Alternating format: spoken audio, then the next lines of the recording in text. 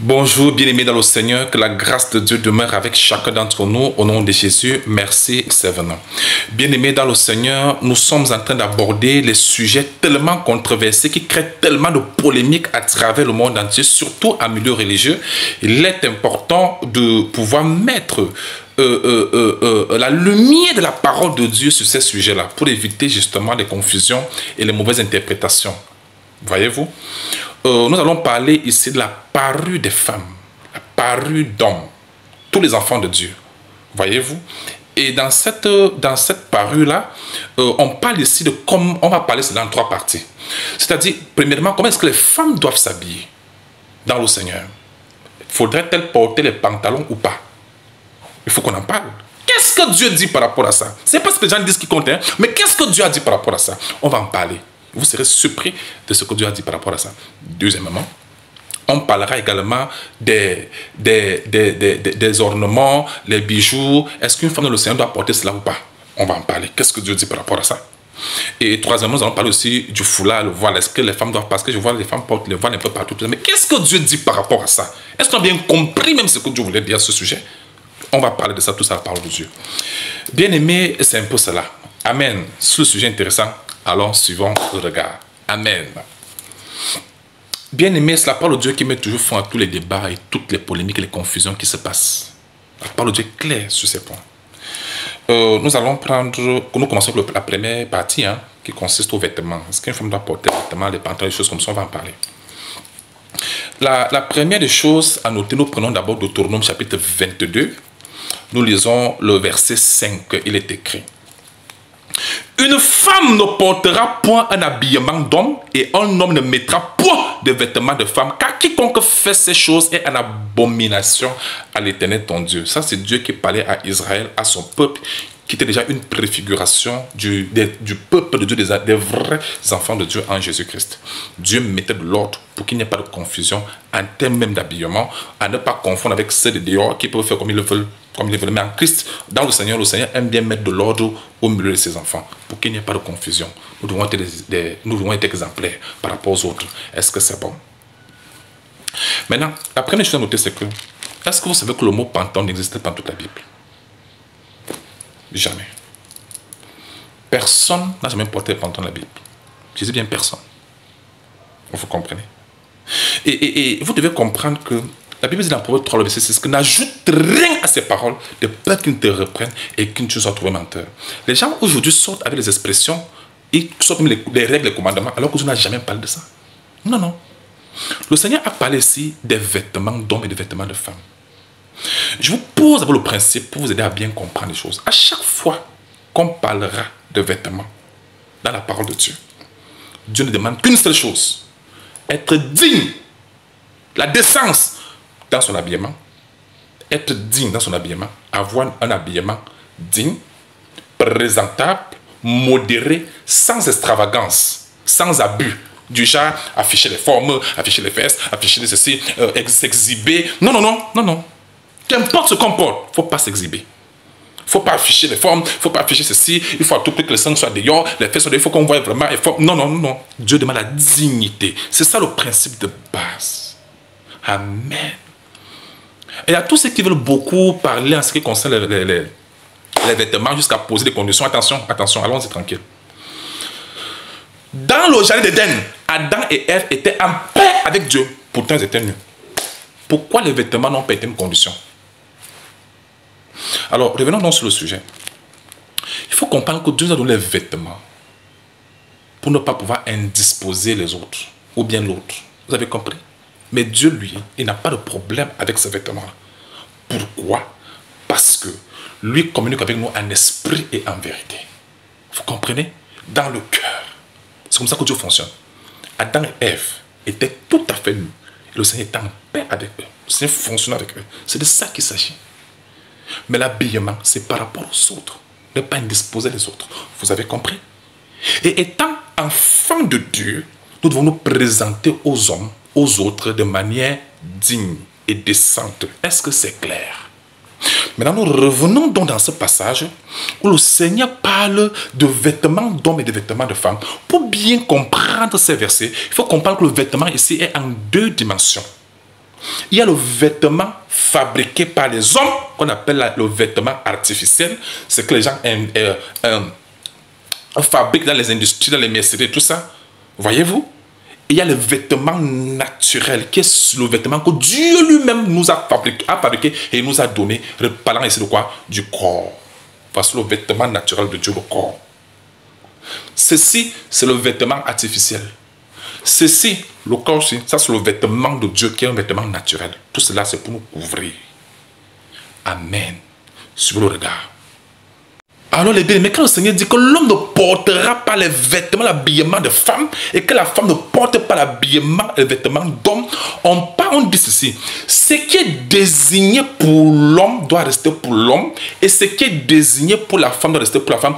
Qu'importe les modèles, pourvu que ça soit digne et décent. Est-ce que c'est clair?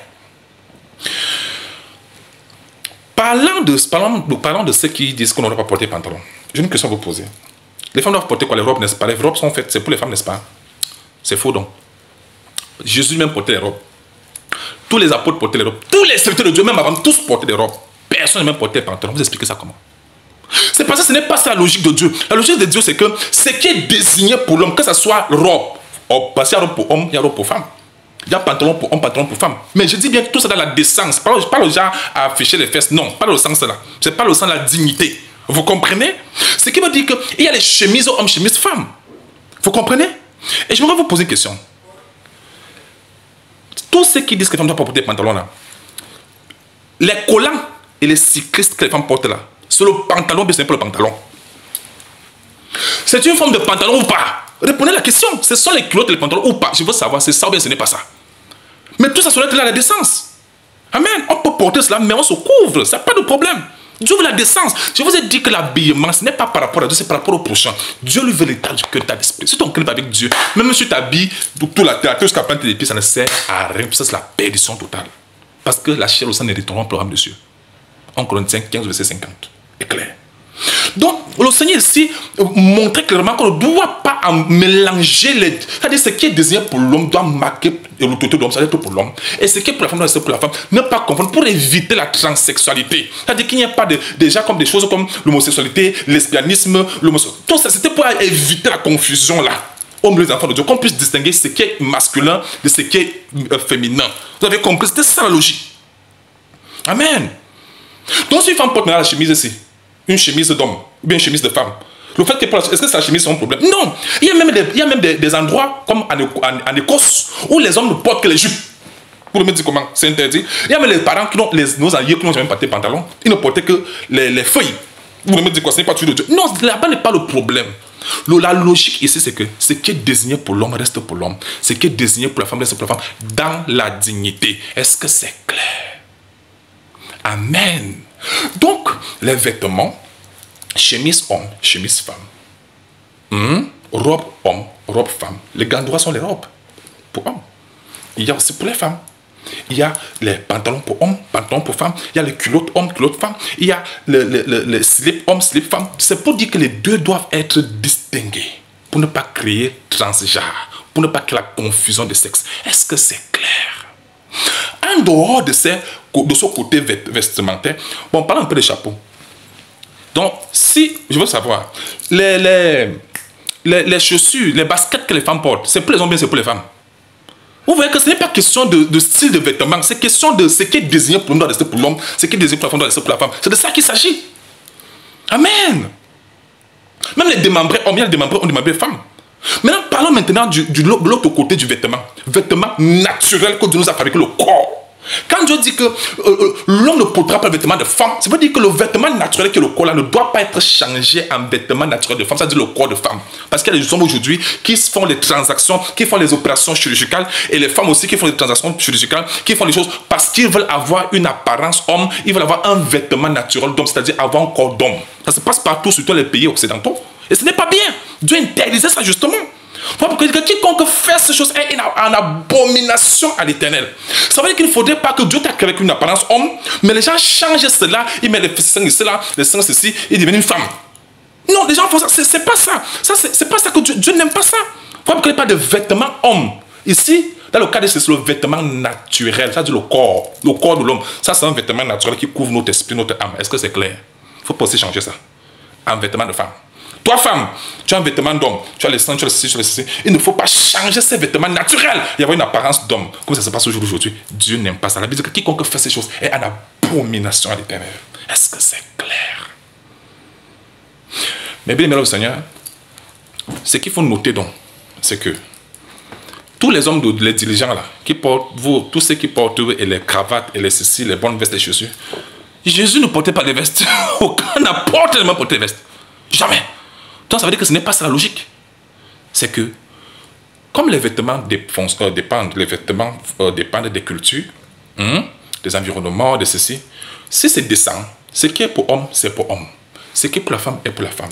Le corps qui est pour homme reste pour l'homme. Ce qui est pour la corps qui est pour la femme. Ne changeons pas de sexe. Ne changeons pas de cela. C'est ce que Dieu te fait clairement comprendre à travers ces versets. Est-ce que c'est clair? Amen. S'il y a une chemise comme ça pour homme, il y en a aussi pour la femme. Si c'est décent, tu peux porter, ça n'a pas de problème. Puis vu que tu ne disposes pas l'autre sans s'exhiber, sans afficher les formes, vous comprenez, c'est ça la logique de Dieu. Est-ce que le côté des vêtements là est trop clair? Restons dignes et dans notre apparence.